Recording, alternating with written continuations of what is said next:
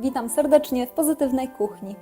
Kiedy na targu udaje mi się kupić albo dostaję od mojej babci dobre, sypkie ziemniaki, bardzo lubię przygotowywać na obiad kluski śląskie albo kopytka. Można podać je jako samodzielne danie albo dodatek do mięsa, dzięki temu są bardzo uniwersalnym daniem obiadowym. Zapraszam Was serdecznie do spróbowania moich kopytek i zachęcam też do odwiedzin na www.pozytywnakuchnia.pl, gdzie znajdziecie więcej przepisów na dania obiadowe i nie tylko.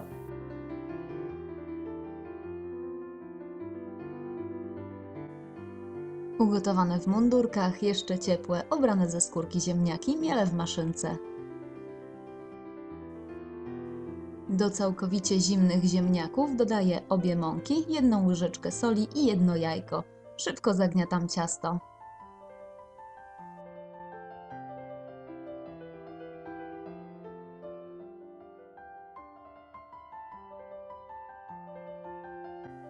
Jeśli ciasto jest zbyt klejące, można dosypać jeszcze odrobinę mąki. Ważne, żeby nie było jej za dużo.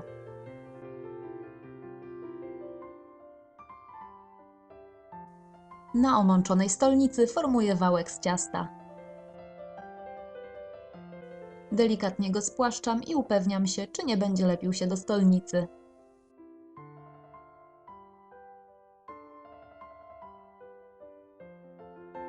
Wycinam kopytka za pomocą drewnianej łopatki.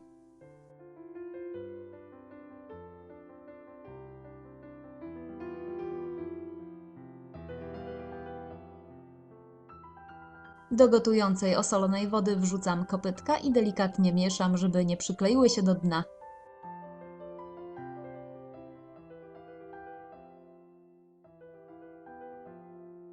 Kiedy kopytka wypłyną na powierzchnię, gotuję je jeszcze przez około 2 minuty. Wyjmuję z wody za pomocą łyżki cozakowej.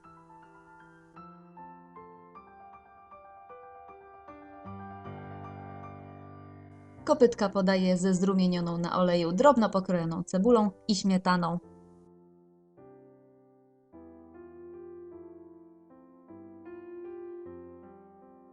Życzę smacznego, a po więcej przepisów zapraszam na www.pozytywnakuchnia.pl.